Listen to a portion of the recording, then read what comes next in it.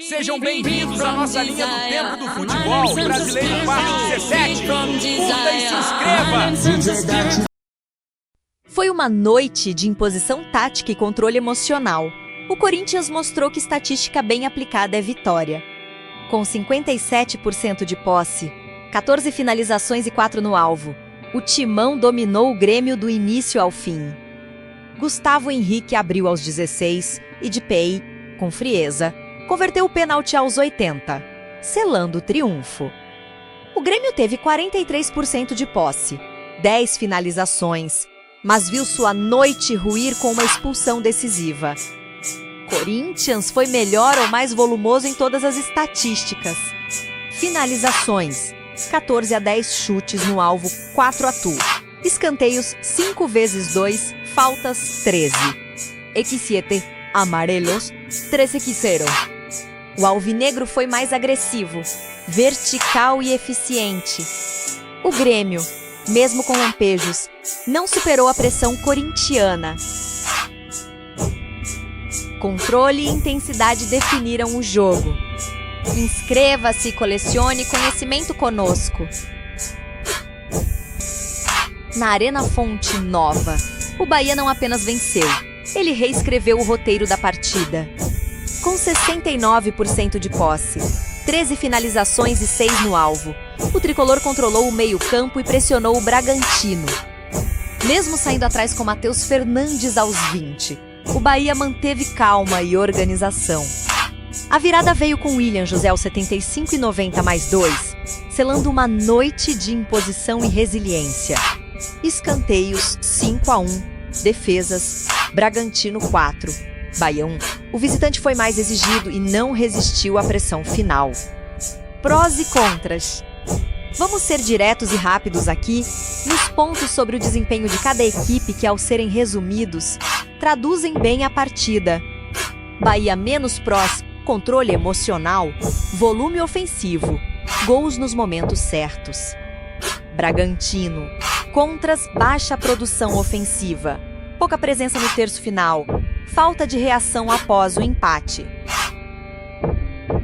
Domínio territorial e precisão cirúrgica definiram o jogo, marcado por uma virada surpresa de 2 a 1.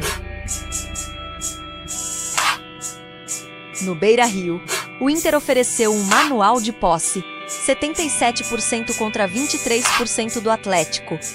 Foram 20 finalizações, 9 no alvo e 7 escanteios. O controle foi absoluto, mas o placar terminou 0 a 0. Defesas, 2 do Inter, 8 do Atlético. O goleiro visitante foi protagonista e evitou estragos maiores. O Inter dominou o processo, mas faltou penetração letal. O Atlético, mesmo com menos posse, sobreviveu com compactação e resiliência.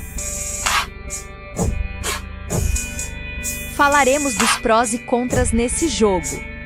Inter, prós é posse total, volume ofensivo, superioridade em escanteios. Contras, falta de profundidade, ansiedade nas conclusões. Atlético, prós, resiliência com 1 a menos, 8 defesas decisivas.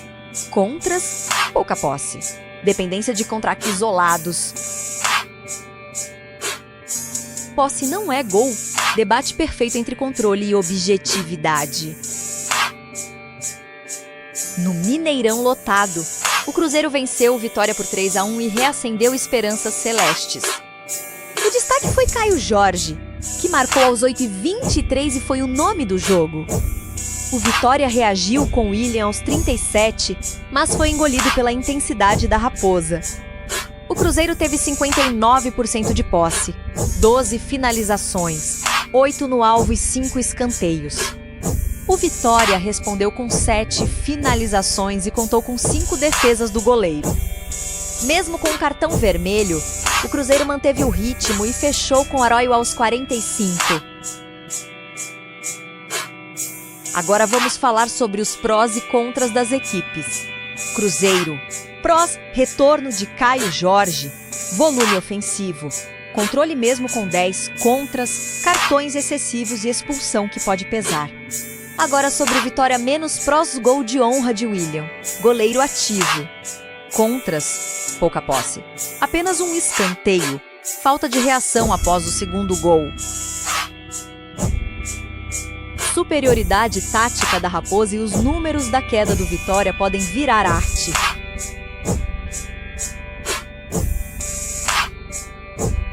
No futebol, há clássicos e há batalhas espirituais que o VAR não consegue resolver. Nesta final, o juiz olhou para os dois lados e pensou: para qual pacto eu me rendo hoje? De um lado, o Flamengo, representado por Baal e Felipe Luiz, a entidade rubro-negra da intensidade. Do outro, o Palmeiras, com Abel e Pazuzu, o lado verde da disciplina e do poder. No meio disso tudo, o pobre árbitro, perdido entre dois contratos místicos. Este meme virou a metáfora perfeita da Libertadores: emoção, pressão e misticismo puro. Comenta aí, se você fosse o juiz, qual pacto escolheria? Qual lado é o teu? O novo Beer, quem escolheu foi você. Mas não vá se arrepender depois, hein? Tirando os conceitos de lado, que seja um bom jogo, nós do futuro sabemos que não foi. Chora Palmeiras. No Maracanã, o Flamengo transformou o controle em brutalidade ofensiva, posse, volume e gols inevitáveis. Foram 68% de posse, 23 finalizações e 10 no alvo. Bruno Henrique marcou aos 51 e 60 e Arrascaeta fechou aos 67. O Recife tentou resistir apenas 5 finalizações, mas o goleiro fez 7 defesas e evitou uma goleada maior. Escanteios equilibrados, 9-8, faltas próximas, 16-15, mas o Flamengo foi letal nos momentos decisivos. O domínio territorial e a verticalização nas janelas certas transformaram estatística em gol. O Recife não teve profundidade ofensiva. Agora mencionaremos os prós e contras das equipes. Flamengo, prós, posse dominante, volume ofensivo, variedade de finalizações. Contras, jogo físico com vermelho, poderia acelerar antes. Recife, prosão, goleiro ativo, resistência tática. Contras, baixa presença ofensiva, pouca penetração. Controle e precisão fizeram o resultado parecer inevitável. No Maracanã, a velha lição se repetiu: domínio territorial com propósito vence quando há precisão. O Fluminense controlou o jogo com 60% de posse, criou mais, finalizou 11 vezes e acertou 5 no alvo. O Ceará, por sua vez, não testou o goleiro adversário. Aos 26 minutos, René premiou a paciência ofensiva dos mandantes.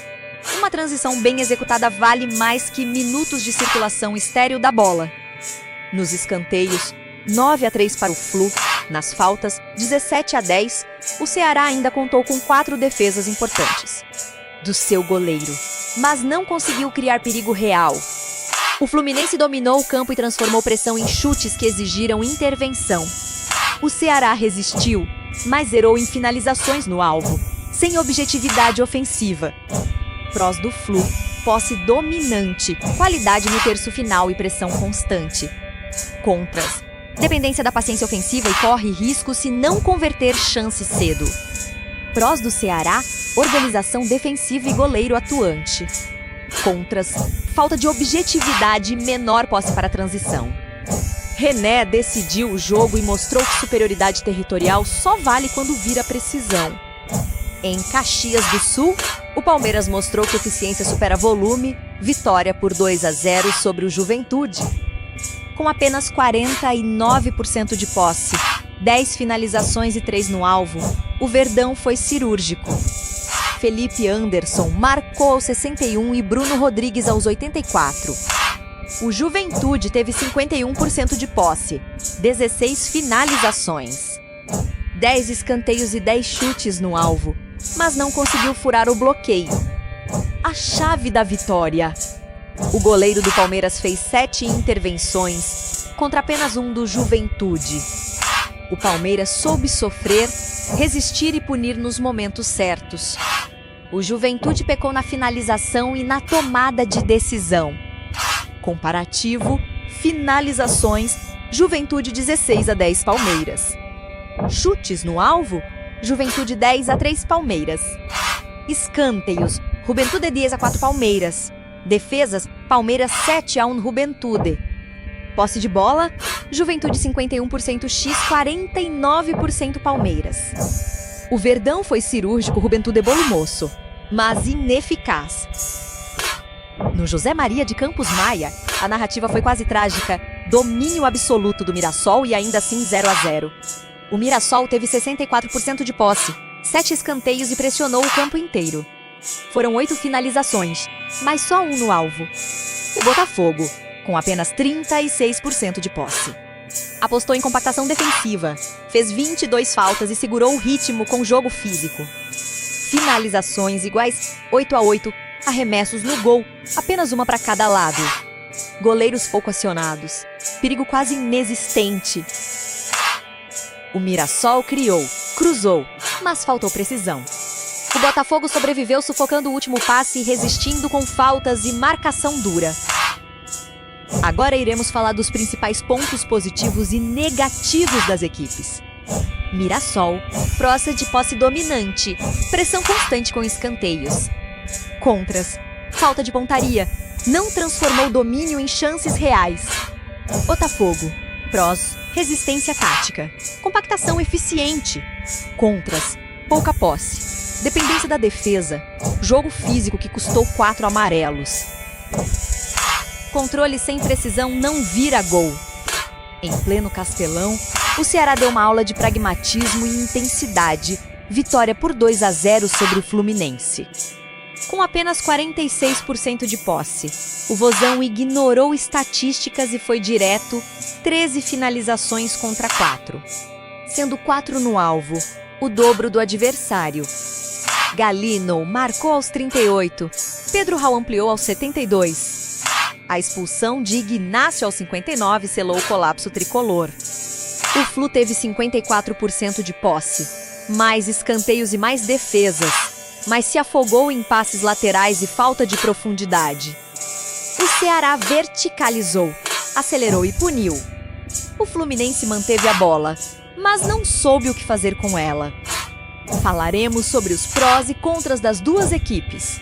Ceará, prós, alta produção ofensiva, eficiência nas finalizações, postura combativa. Contras, muitas faltas e cartões, menor posse. Fluminense, prós, maior posse, controle territorial, mais escanteios. Contras, expulsão comprometedora, pouca efetividade ofensiva. René decidiu o jogo e mostrou que superioridade territorial só vale quando vira precisão.